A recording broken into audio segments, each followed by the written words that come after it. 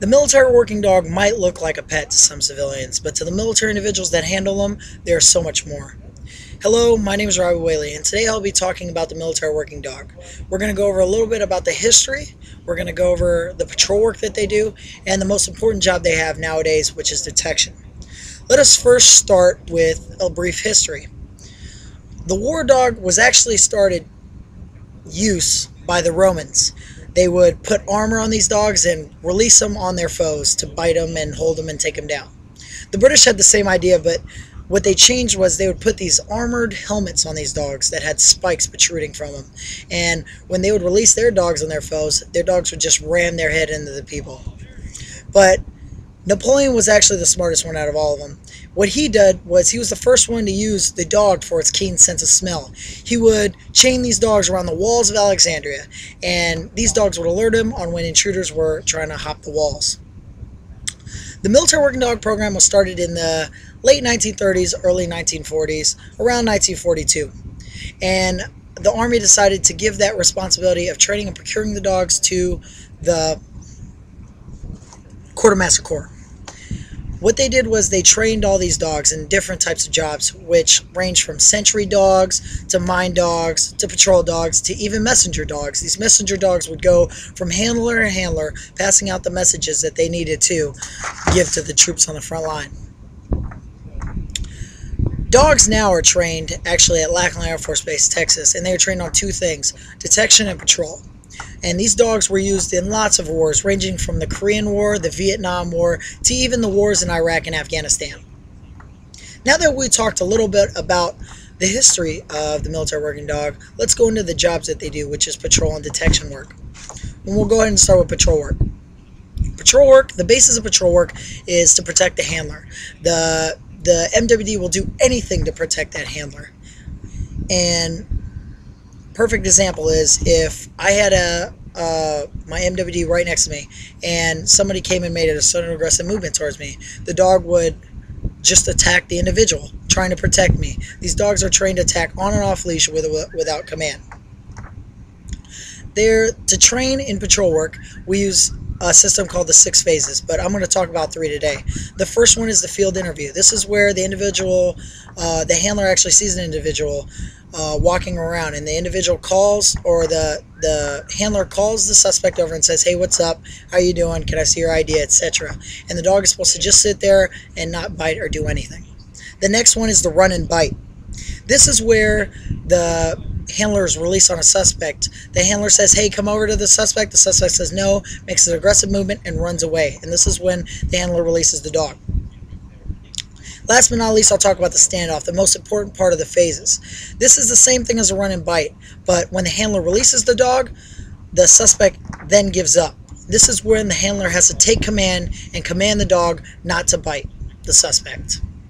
So today I'll be showing you guys 2 of those 3 phases. You. Come here.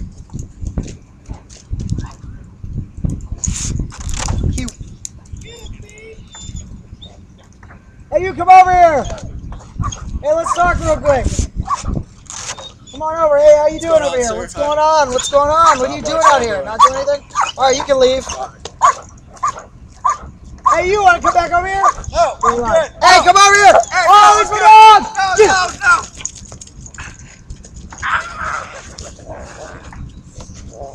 Good girl, mama.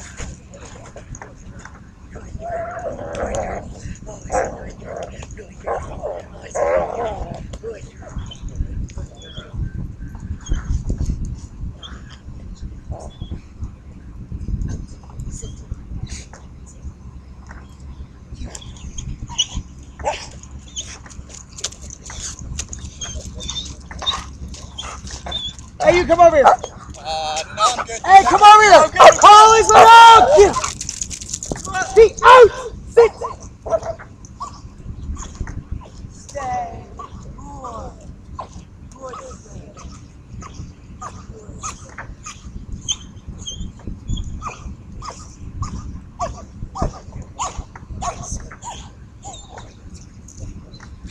Oh, it's so good, girl.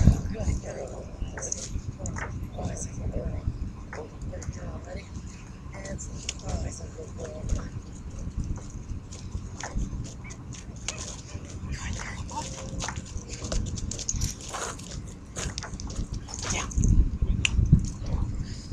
So that was actually 3 phases. What we did was the field interview. I asked the individual to come over and talk.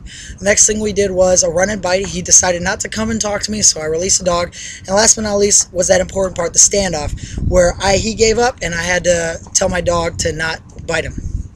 So now that you got a little feel of what patrol work is, let's talk a little bit about detection. Detection is the most important aspect of what we do as military working dog handlers and the dogs, their job. The military working dog has 250 receptors in their nose. Us humans only have 5 million. A perfect example of their keen sense of smell is we walk into a pizzeria and we smell the pizza being made and it smells awesome.